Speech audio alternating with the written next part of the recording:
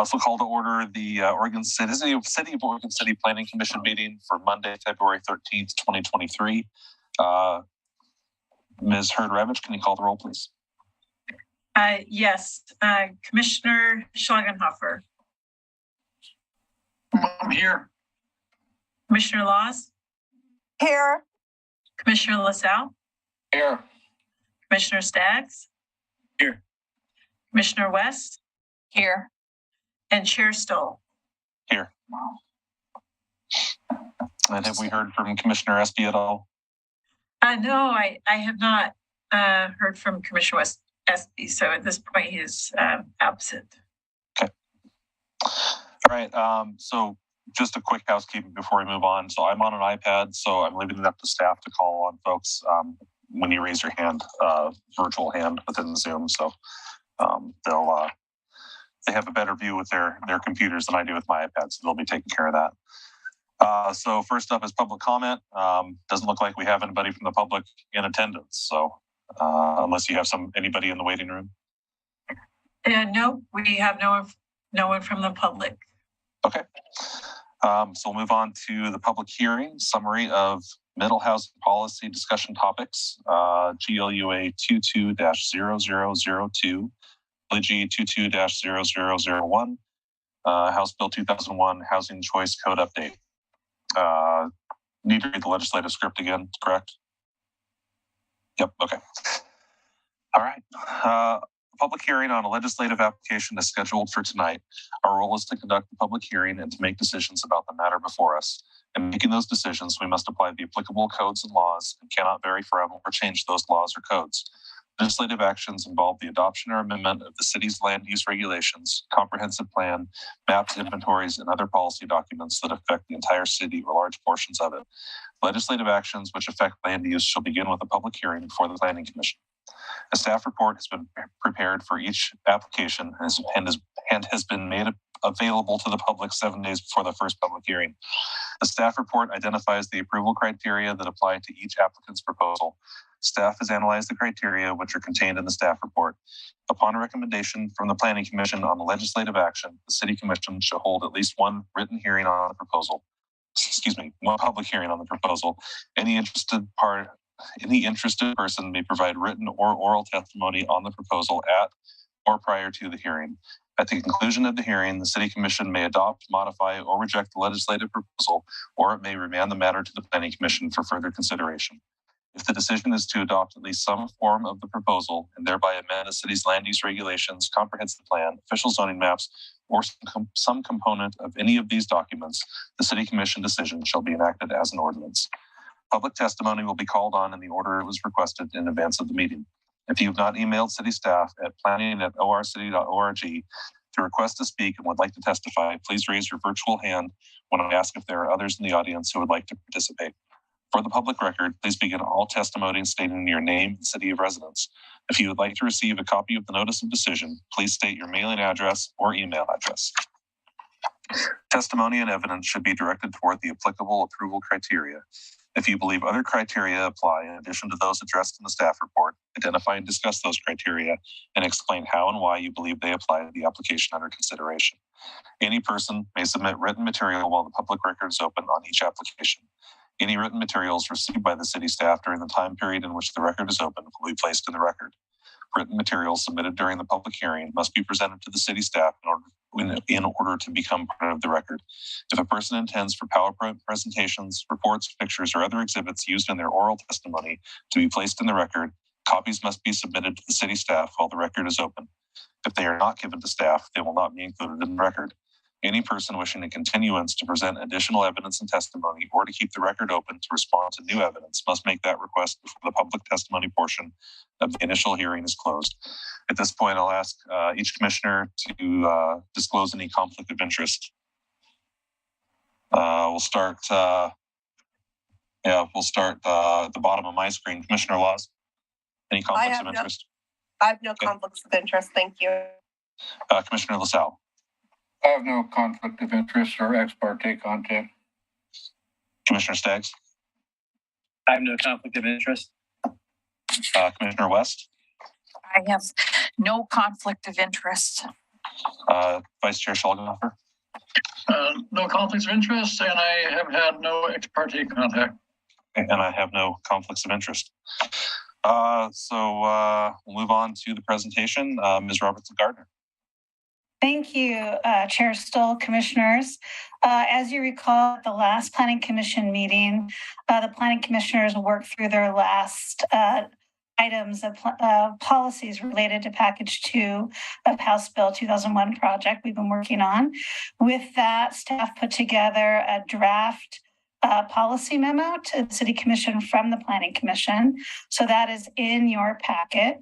The tentative date for the joint Planning Commission City Commission work session is March 7th. That involves, so therefore we have this evening and the second Planning Commission meeting in February, which is February 27th, I believe. Yes, is the next Planning Commission meeting. Some options, I'm looking really for your direction this evening. Planning Commission can provide staff edits and I can share my screen and review the memo, incorporate those edits into a final version that can be adopted on the 27th. If there are not a lot of edits or the edits are very clear, the Planning Commission could move to adopt the memo this evening with the directed edits, and I can incorporate them and have them in the packet for the work session. It's up to the Planning Commission what they'd like to do. I'm here I can take notes and I can share my screen and provide a general overview and kind of walk through the memo before the Planning Commission provides staff direction. I did want to provide, while it's in the commission report, since we last met to talk about system development fees, John Lewis, our Public Works Director, sent me a recently published report about system development fees that was done statewide, and Oregon City was a participant, and I did include that in the packet this evening. There's a link to that SDC report. I thought it was pretty good. It provided a pretty strong overview of both the kind of housing and equity implications related to SDCs, as well as kind of the more practical public works. How do we build, our capital improvement projects? So if you have not looked at that SDC report, I encourage you to look at it. And if you'd like to include that in the packet that is sent to the City Commission, please let me know. So at this point, I'm looking at direction for the Planning Commission. Would you like me to share my screen and go over this draft memo, or do you have any specific edits you want to discuss offhand before I share my screen?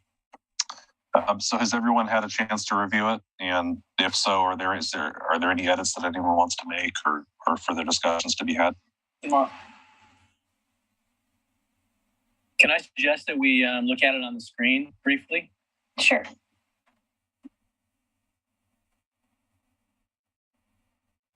Let me do my best. I'm not using my computer today, so I apologize. Can everyone see the screen? Okay, so this is in draft form, and I'm going to scroll down. Under the section for hearings process, just provided an overview of what the Planning Commission did, took a couple topics each meeting. I realized as I wrote through and tried to encapsulate the Planning Commission's direction, there was no overall kind of paragraph talking about the state of housing in Oregon and why the Planning Commission is here to begin with, looking at the legislative chapter. So I would encourage the Planning Commissioners to read this paragraph. I took it from the Oregon Housing Needs Analysis to kind of provide a background of where we are with housing in Oregon and why the Planning Commission is providing this report to the City Commission. If you think this is a valuable paragraph, Planning Commission can keep it in. If you don't think it's valuable or strays off topic, we can take it out. But it generally this is part of the housing needs analysis, which was in your packet at the January meetings, that looked at tiny homes and micro shelters. And really it's the states looking at the state as a government entity, how they can further support housing production in the state. So this is what was taken from that. And I'm going to keep scrolling down for an overview. The next section is the purpose of the memo, which is really looking at what the Planning Commission really endeavored to do, which is not to solve the issues or provide a very specific code amendment or direction. It was more of, should the city provide future work plans to look at these issues in more detail? And so it's brought into the first category, which is our accelerated schedule for technical revision. So this is just encapsulate what the Planning Commission moved forward in their January meeting for the technical revisions. This next session, we have the recommendation for future work plan items. So it's broken down with the topic, if it was recommended or not recommended by the City Commission last year to review, and then kind of ask the question of what is the topic that the Planning Commission looked at, and then their general direction. So for example, land use affordability incentives. City Commission recommended further discussion, though some portions of the policy question may require additional direction or work plans. The question that the Planning Commission wrestled with was, should the city create flexible code provisions for middle housing selectively targeted at projects meeting affordability requirements to improve those projects' feasibility and explicitly encourage affordable housing development? So that was the question. And then on a staff level, I tried to, within a couple sentences, encapsulate the Planning Commission's discussion and direction back to staff. So as an example, I have Planning Commission direction for this item. The Planning Commission felt that providing siting and dimensional standard incentives for qualified affordable housing projects that remained affordable over the lifetime of the project would be valuable for the community.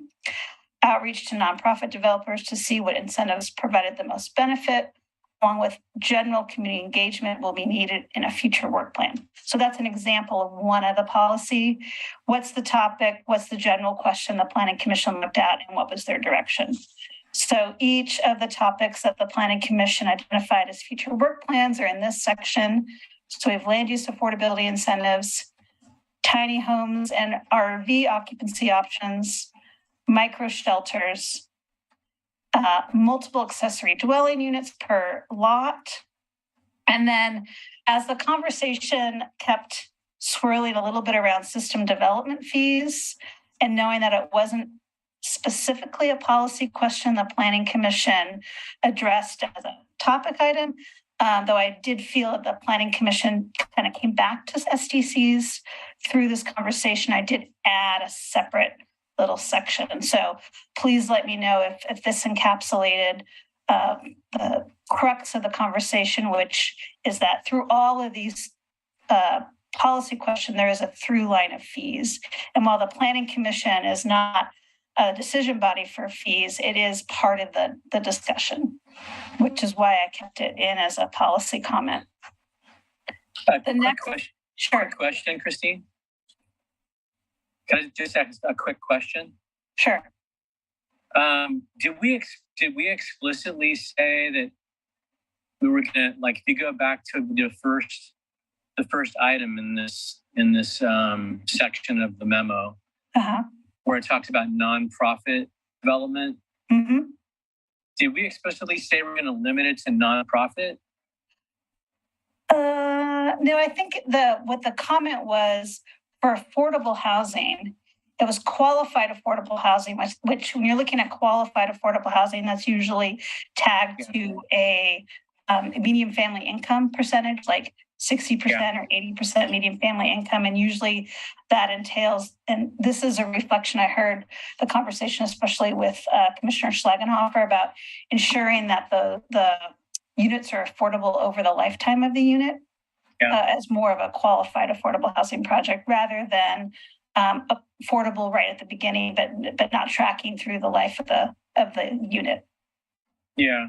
I mean, I know typically for-profit development does not usually focus on affordable housing, but it certainly could.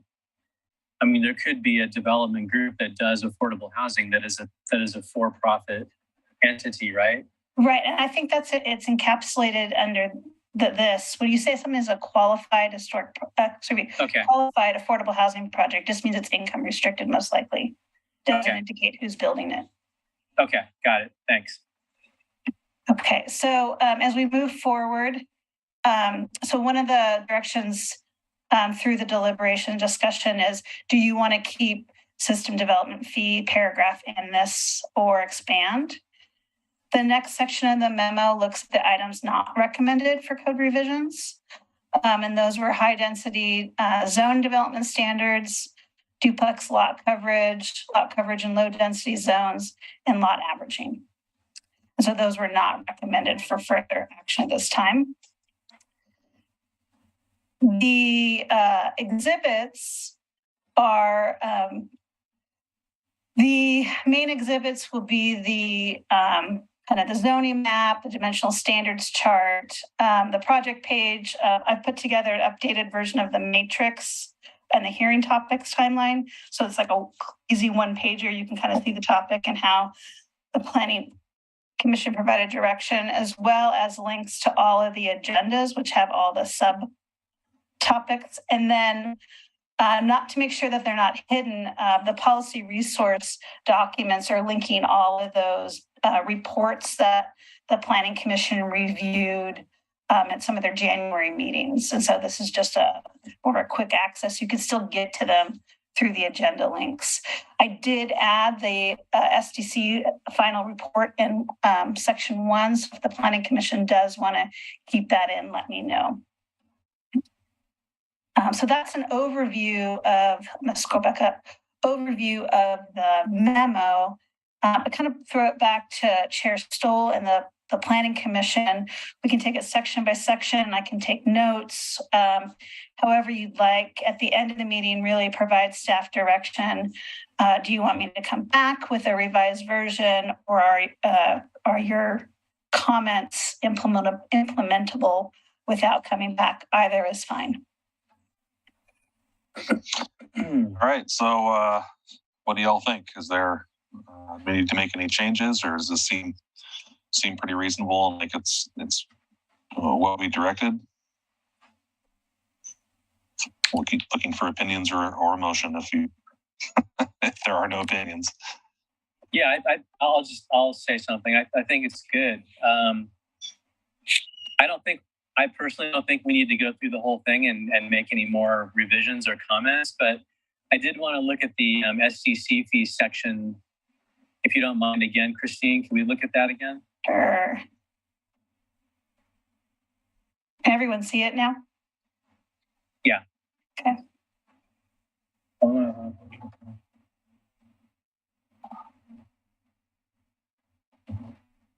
So we're basically saying that the Planning Commission recommends the City Commission look into ways to further break up residential system development fees for unit size and location.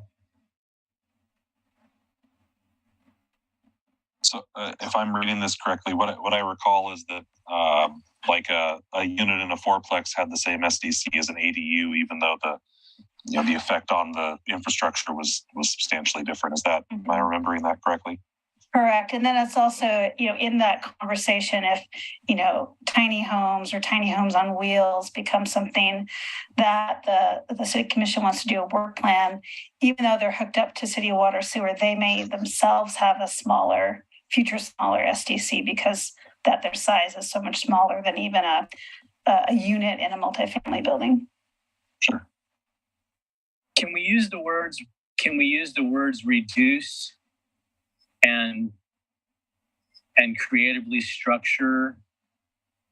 I'm thinking of words that would imply that we are interested in exploring new out of the box thinking or creative ways to do system development fees that would make projects more feasible. maybe something a little more. I'd like to suggest something like that. So if we said maybe the Planning Commission recommend, and I'm just putting out there my thought here, and everybody can chime in. But if we said something like the Planning Commission recommends the City Commission look into ways to reduce or restructure system development fees. And that could come in a variety of forms. I mean, I think we need to do like a session on system development fees and come up with some creative ways of doing it so people can afford more to build these buildings. But anyways, that's my suggestion. Something a little stronger there, a little more emphasis on exploring different ways of doing the SDC fees.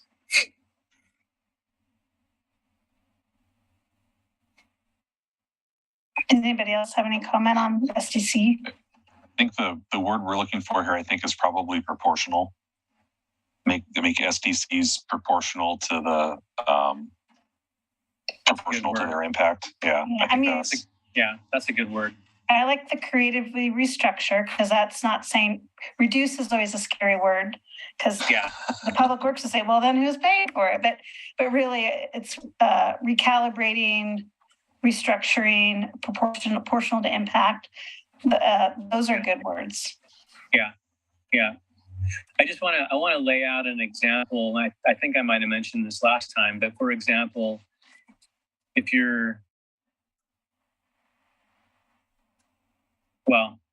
maybe we shouldn't get into the weeds right now, but I think there's a lot of ways we could do it more proportionally so that the city's infrastructure is there and it's appropriately sized to accommodate the additional housing units.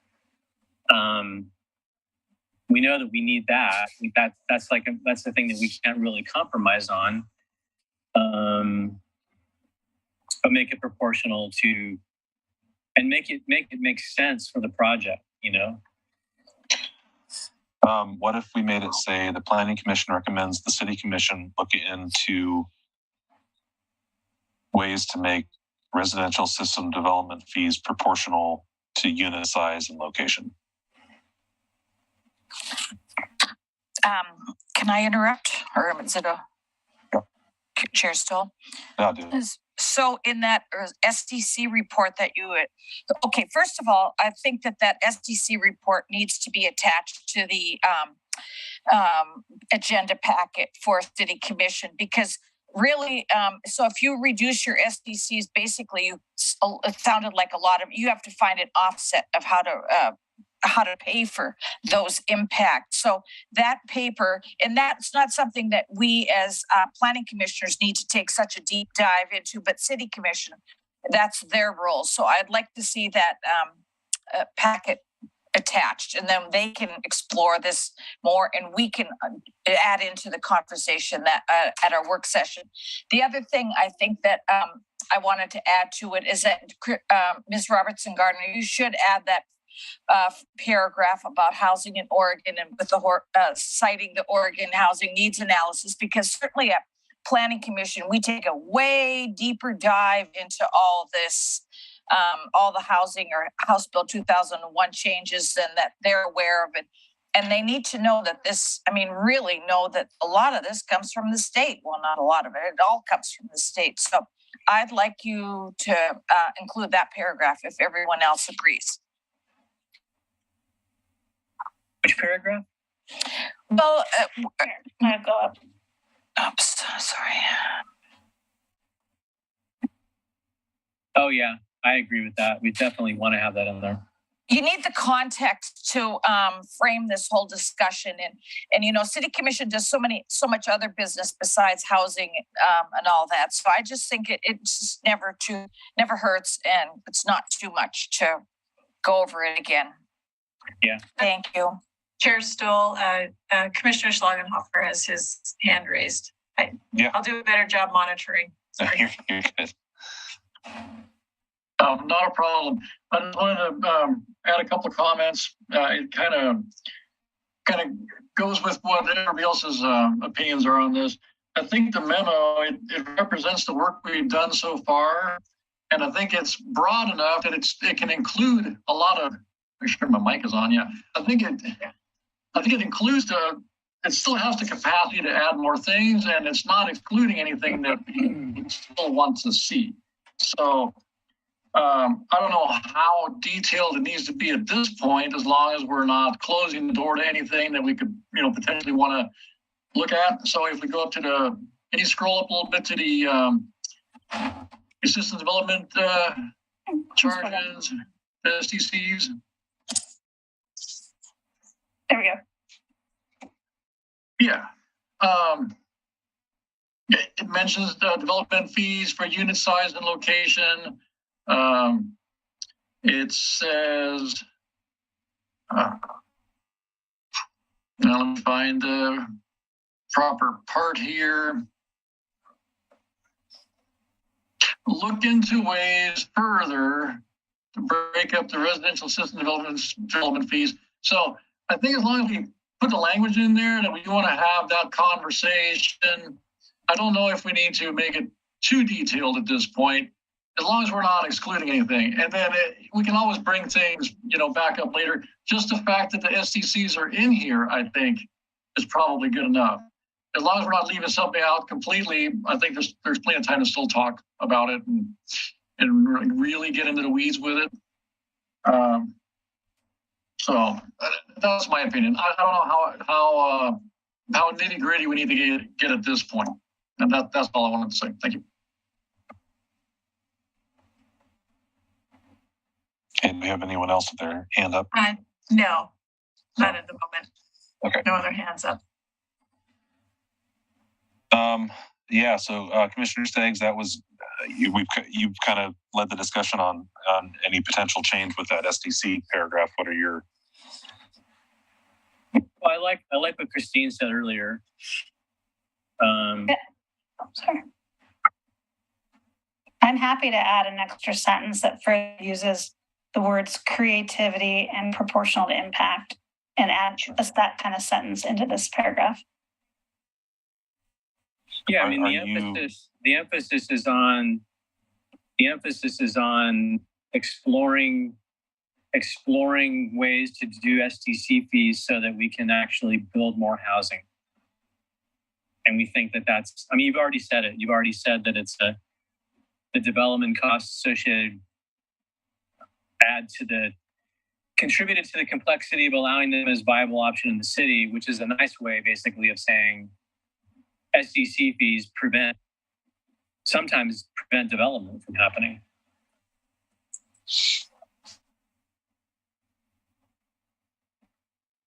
But yeah, I'm good with what Christine said earlier and adding that to it. I personally don't feel like we need to review this again. Yeah. To send it. That's my opinion. Okay. What does everyone else think? Commissioner LaSalle has his hand raised. Oh, Commissioner LaSalle.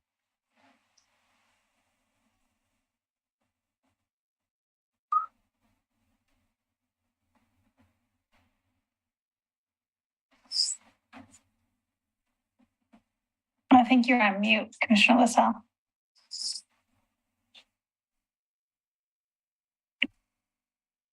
Yeah, okay, I'll try that again. I'd like to make a motion to approve this communications with changes noted to the SDC section. I second. Okay, motion's been made and seconded. Any further discussion? All right, call the roll. All right. Commissioner Schlagenhofer? Oh, I'm sorry. Oh, yeah. Sorry. Sorry, I couldn't change all my buttons quick enough to comment. I'm happy to second that motion if we could. I don't know how to do it formally here with Robert's Rules of Order, but I would like to see that the background for the housing in Oregon is put in there.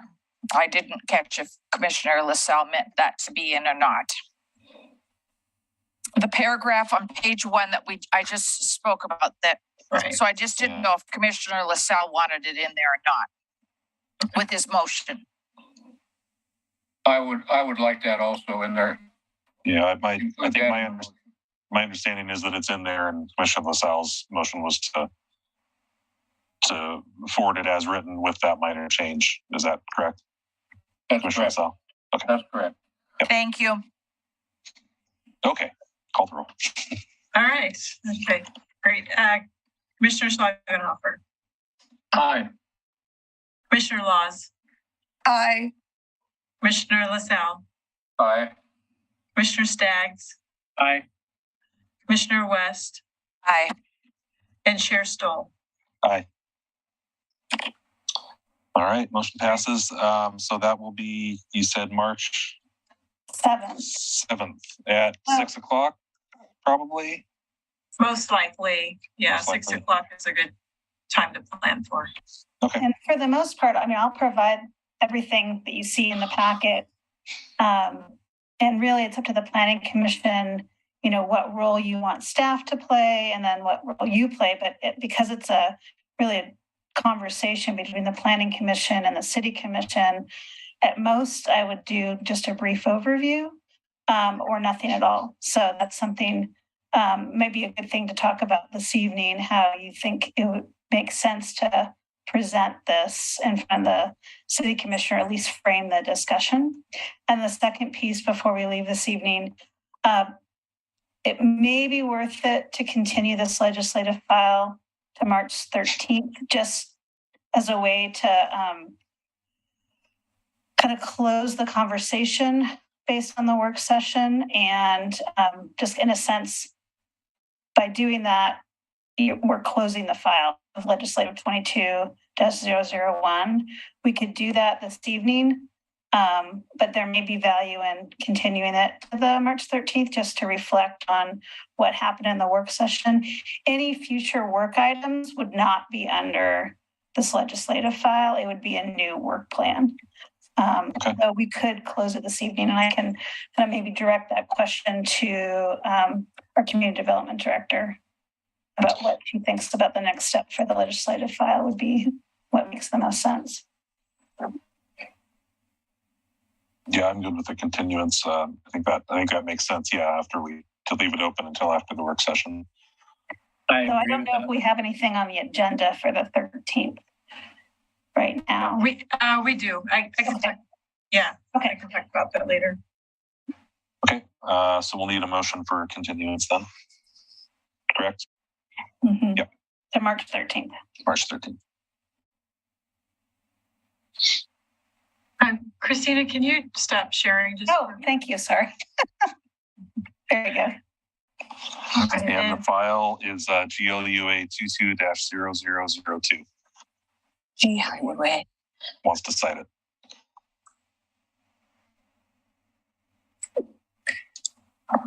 I'll make the motion that we continue, but I don't have the number in front of me. Me either. It's GLUA 22-0002 and LEG 22-0001. Okay, I make a motion that we would continue those to March. What's the date? March 13th? Mm-hmm. Yes. I'll second that. motion. Oops. All right, motion's been made and seconded, and call the vote, please. All right. Commissioner Schlangenhofer, Aye. Commissioner Laws, Aye. Commissioner LaSalle, Aye. Commissioner Staggs, Aye. Commissioner West, Aye. and Chair Stoll. All right, motion passes. Moving on to approval of meeting minutes. Who has that? I can introduce that. There's not much to this one. Essentially, the city recorder's office is going through an audit, if you will, of minutes. And so we will be bringing these kind of packets of minutes to you to be approved as they come together. There are quite a few minutes that are done and just need to be approved. And then there are meetings where we have to catch up. So we outsource that, and I think that's been where some of the delay has been in getting the minutes either transcribed or turned into summary minutes. So we've got a list on there that can be approved all in one motion, and then we can get those posted. All right. Well, does anyone want to make a motion to approve, or do we want to discuss, or anybody have any corrections for meetings that we presumably know we're never involved in? I have my hand up. Commissioner LaSalle? Yes, there's quite a list of these minutes that we're being asked to approve tonight. However, all of them, except June 25th, 2012 and July 9th, 2012, have all been already approved, and they're posted on the city website. So I don't know where this list came from, but it's an awful lot of unnecessary reading if they've already been approved. Well, that's a fine point. I basically took a list from the recorder's office, so I don't know if they, I'd have to go back and look, but well, so you said that June 25th, 2012 and July 9th, 2012 are the only two on that list that have not been approved. Okay. Well, if somebody wanted to make a motion to approve those two, and then we can go back and find out why the rest of them were on a list. I'll make a motion to approve those two. Okay.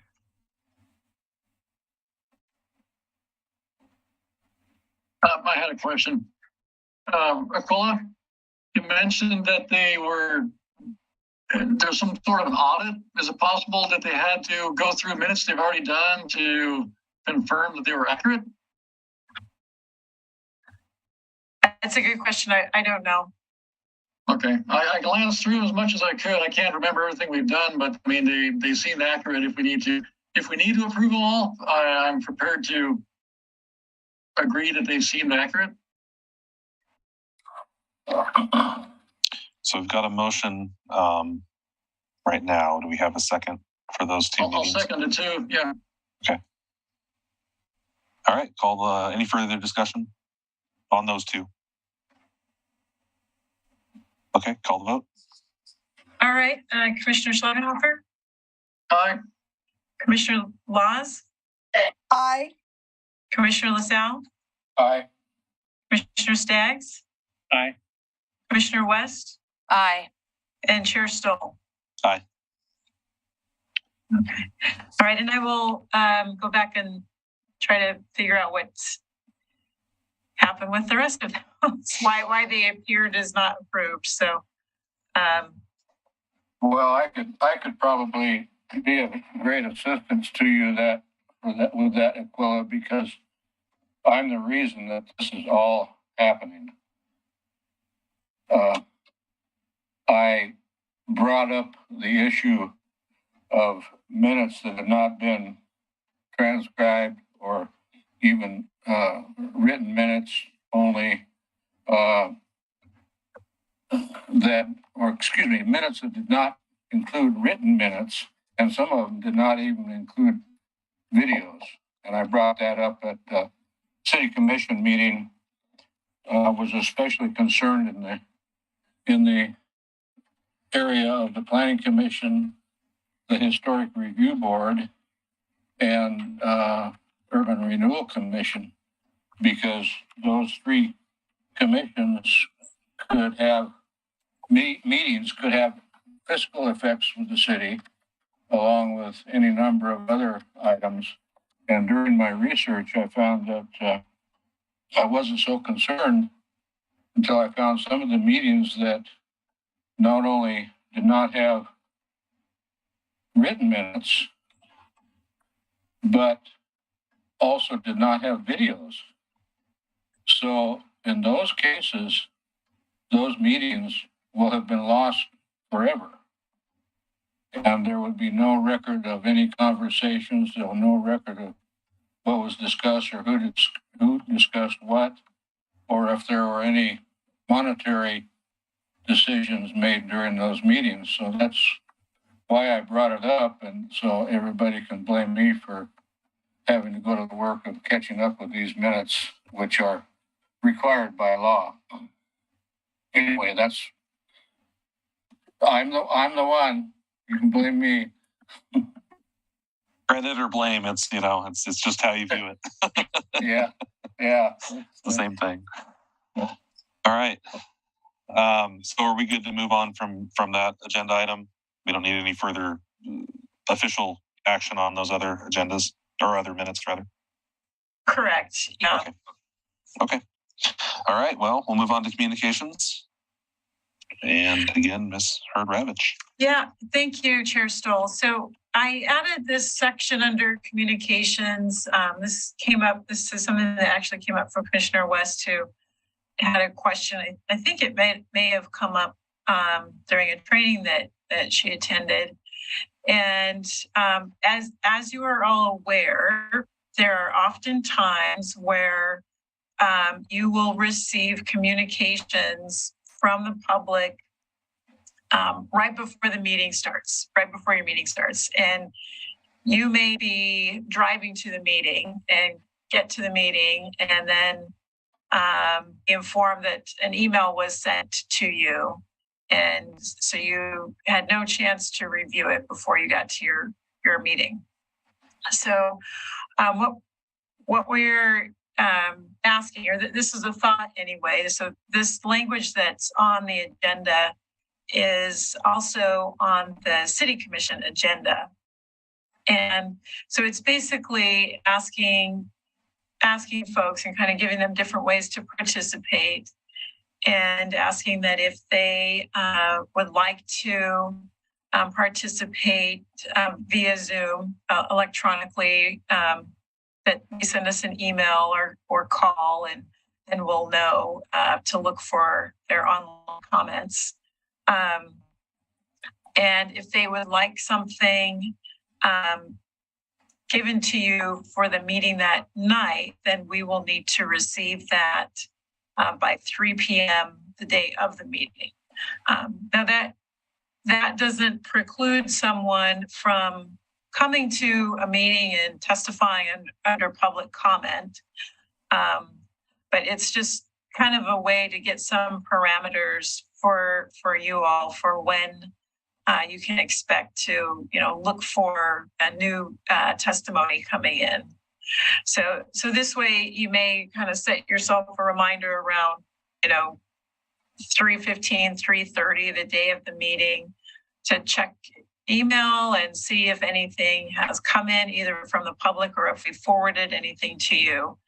And if it has, maybe you'll have some time to at least skim through it. And if not, then you'll know that if something comes in later, we can get that to you. But you won't be, I guess, expected to have read and digested it between 3 p.m. and 7 o'clock start time. So that was kind of the point of this discussion. But before adding it to the agenda, we wanted to just give you all a chance to discuss and comment on that procedure.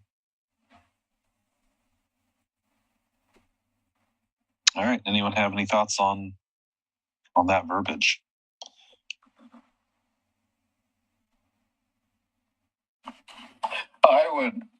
I'd like to ask the attorney if there's any legal implications as far as putting a time limit on it like that.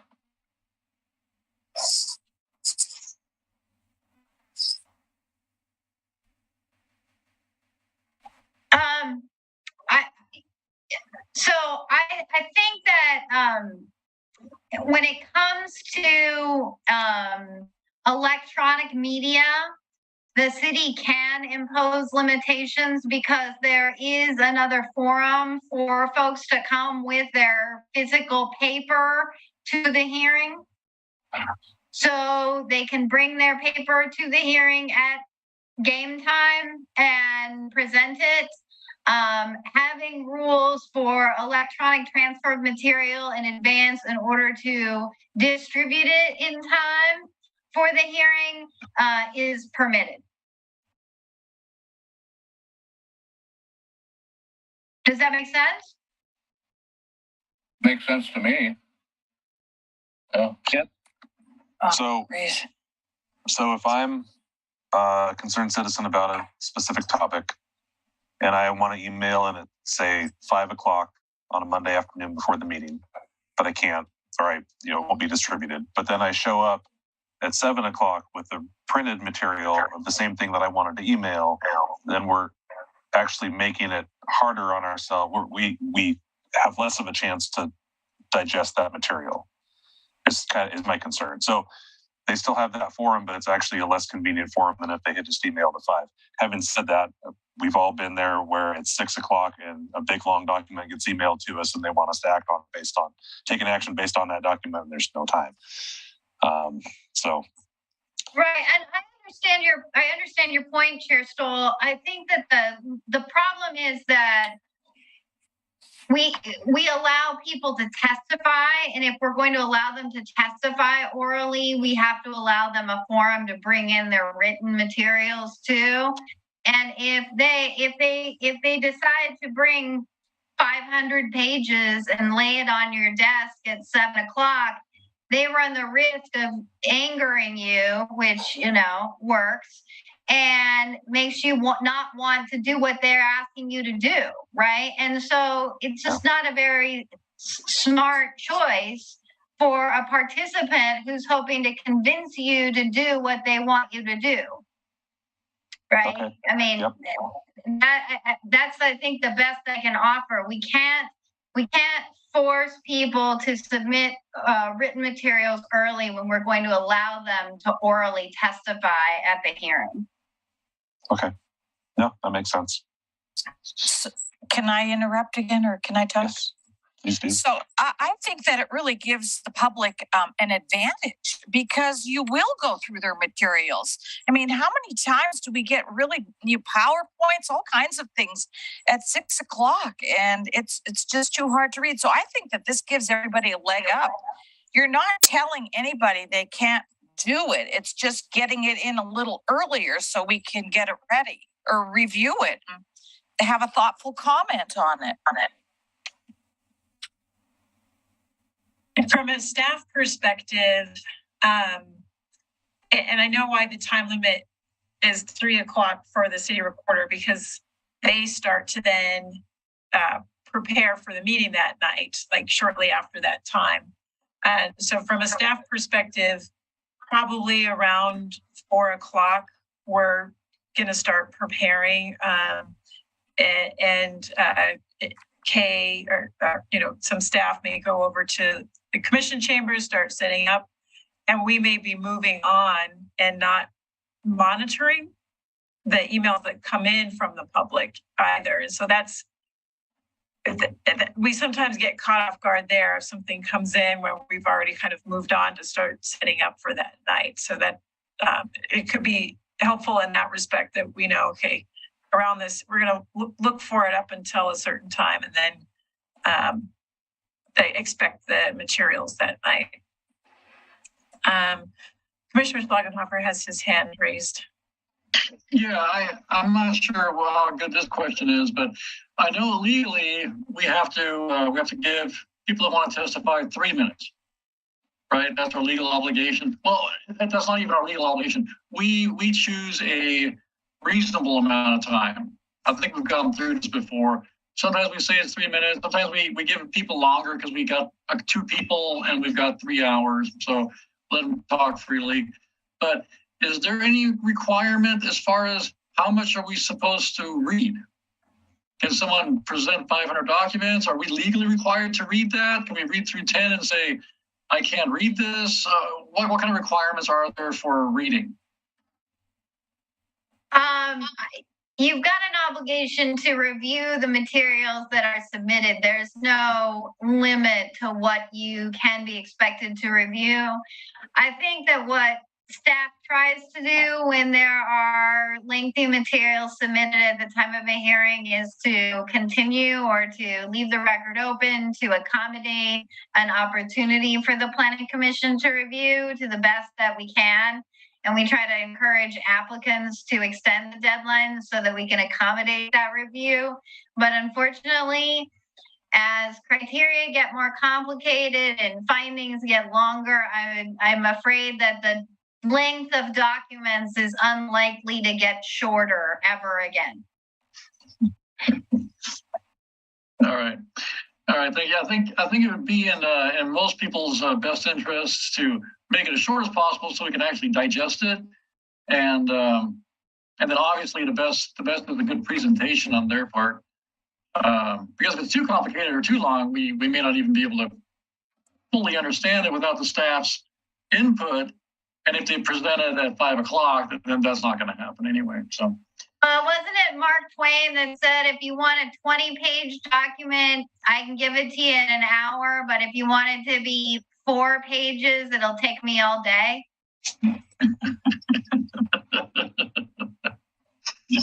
Yeah, that sounds fair. Yeah, reasonable. All right. Anyone opposed to this? Just consensus-wise. Commissioner Laws had her hand raised. Maybe I did, but I'm okay right now. Thank you. Okay. So do we just need consensus to add this to move forward with that? We don't need a motion or anything. That's just a decision you and I can make. Great. Okay. Great. Yeah. I'm good with adding it to future agendas. I think that'd be completely appropriate. Great. Thank you. Yeah. And anything else? Any other communications? I guess the only other thing to go over maybe the next few meetings. So with the motion that you made on the public hearing, we don't need to meet on the 27th. That's been concluded. It was continued to the 13th. So on the 13th, in addition to that, we will have a presentation from the Department of Land Conservation and Development staff. They are going to actually talk more about housing and kind of go into a little bit of the legislation, go into some data from the Oregon City's housing needs analysis, and Oregon is working on a housing needs analysis, and then they'll spend a little bit of time going into some background on housing rules and why clear and objective processes and standards are required. And since we just kind of delved into that tonight, if you feel like you want more of that, we can talk. They can address that more, or if you feel like you've got a pretty good understanding of that, we can kind of dial that part back and not spend as much time on the clear and objective pieces. But basically, they're just kind of coming to give some more background on housing and the various pieces of legislation that have led to where we are at today. So that will be March 13th. And then throughout, well, I guess I'll say the year. I'm not really sure how much material we have, but I will look for different training topics and just discussion topics that we can kind of have some work sessions on. And so if there is anything specific that any one of the commissioners would like to hear about or talk about, feel free to bring that up during communications, and we can I can hear from all of you and decide if it's something that you're interested in, and we can work on bringing in speakers on various topics. We can do that because at the moment, we don't have a ton of items that will need your decisions coming up soon that I can predict. So who knows what happens a few months from now when my crystal ball goes out a couple of months, and that's about it. So is that from lack of applications, or is that from things becoming less discretionary? Oh, no. Well, I guess a little bit of both. For instance, we thought we had a variance application, but because of some things that changed with middle housing, they didn't need a variance anymore. We don't have any kind of master plan applications like we saw with Park Place Crossing. And at the moment, anyway, we also don't have any kind of in-depth legislative items. So you're concluding this House Bill 2001 legislative item, and once that's concluded, we don't have another big project yet. We may later in the year, especially with the City Commission, they will have their goal setting retreat, and so with those goals, we may be looking at other legislative actions. Okay. With the market conditions, are applications in general down right now compared to a year or two ago? Just out of curiosity. I don't think so. So I'm thinking about, we're in the middle of our budget cycle, doing our budgets, and I can tell you that on the building side, the building revenues, building revenues come in from permits and applications. They're trending higher than the last year. I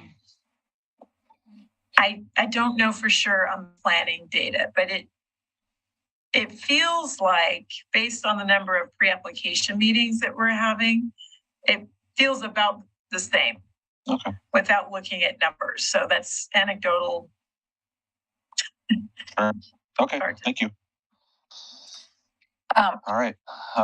Ms. Hurd Ravitch, did you say we aren't going to have the February 26th or 27th meeting that Monday because we've continued this over? Is that what I understood? That's correct. Right. We don't. Oh, okay. That meeting is canceled. Correct. All right. Thank you. Yes. Yes. Thank you, Chair Stoll. Yeah. So the February 27th meeting at this point is canceled. Well, I shouldn't say at this point. It's canceled. All right. Any other communications, staff or anyone else? No. All right. Well, we'll call this meeting adjourned then. Thank you all for coming. Yeah. Thanks everyone for doing this. Thanks. Thank you. Good night.